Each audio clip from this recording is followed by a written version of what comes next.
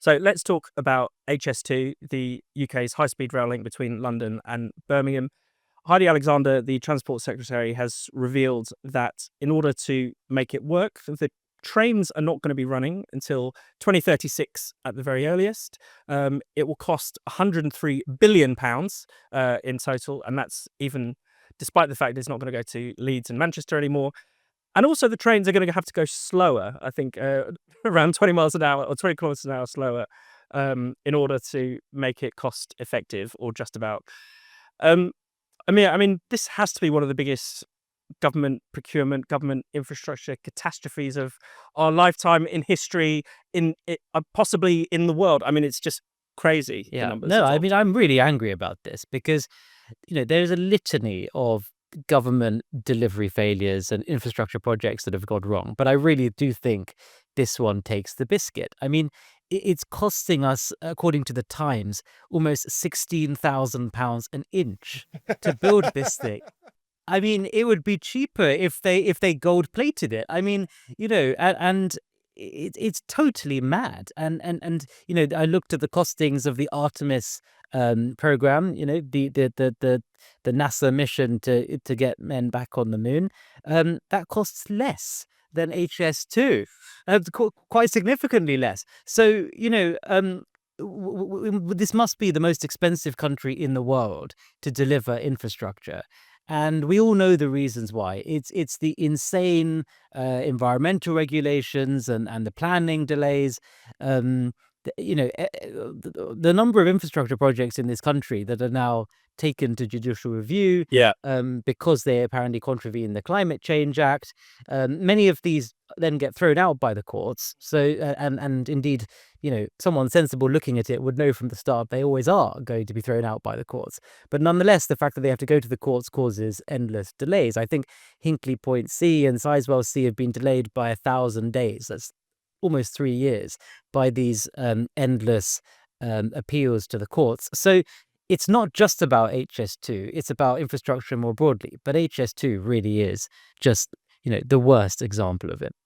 But more expensive to go to Birmingham than to the moon is, I think. No, exactly. Really puts in the a icing sense, on no, it. it's very true.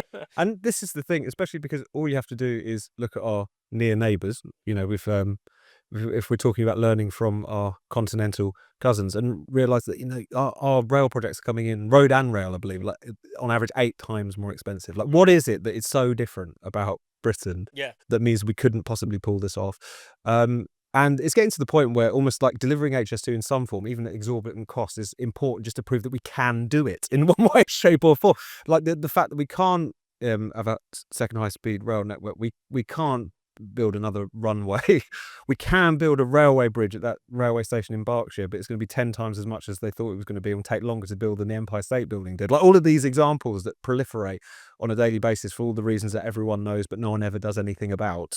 It's infuriating. But then you just get up, just find yourself in a kind of, I think there's an acquiescence to this now, just a assumption that things could never really be any different, because once again successive governments have struggled to do what they know has to be done in relation to planning or environmental regulations or what have you, but aren't willing to wind up, whether it's the environmental NGOs, constituents in certain places, NIMBYism more broadly. So we're just left with this. But I really can't see this changing, certainly under Labour. To Tom's point about needing to deliver it, I mean, one of the other things Heidi Alexander, the Transport Secretary, said this week is now scrapping it will cost us as much as actually delivering it.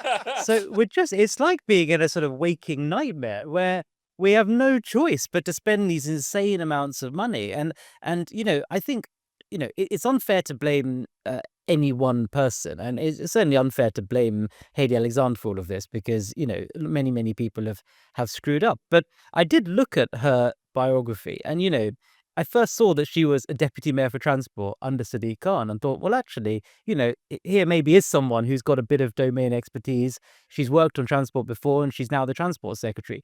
But then I looked at her priorities, and one of them was delivering Crossrail, and Crossrail opened 4 years late, and the other one was getting Hammersmith Bridge to reopen, and that, let's see, where are we with that? It's still closed. So she doesn't exactly have a track record that inspires confidence in terms of delivering these transport projects. And it is as you said, it's much more to do with the system. Even if you had someone brilliant, it would be very difficult to work around the planning system, the environmental regulations, the lobbying. I mean, to give an indication of how fierce some of the environmental activists, how fierce their opposition is to basically building everything. I mean, the government has proposed, weakening of judicial review, because even the Labour government realised this has all gone too far. And George Monbiot, eco-activist, friend of the show, was on the radio today, and he described it as akin to rape. And this is the level of hysteria that we're dealing with. But you'd say to these people, shut up, you're mental, stop it, we're going to build our bridge, or we're going to build a railway. Why do we have to listen to this? Is complete insanity. And I think, we are a nature-loving nation. And I think, frankly, that's been taken advantage of by many of these environmental lunatics. That we end up with £100 million bat tunnel and the fish disco. Yeah. I think because instinctively people in this country do care about nature and they do want to look after it. But I think any reasonable person can now see we are just essentially being taken for a ride.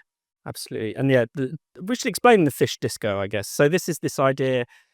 Is it Sizewell or Hinkley Point C? One of the nuclear power plants. There's a fear that that fish, not even an endangered species of fish, but some fish might accidentally swim into the reactor, and it's quite grim. They might be boiled alive essentially, because it heats up the water. But the cost per fish saved is, I think that you said it's 100 million for the fish disco or something like that, and the cost per fish saved. The idea is that you blast extraordinary. this, not Yes. music per se. No, I don't think it's gone that bad, but to vibration control it. thumping We are willing to expend diverts the fish. cash on fish that we would never expend in this country on human beings. Absolutely, yeah. So we have to, spend per person in this country on fish may well exceed spend per citizen.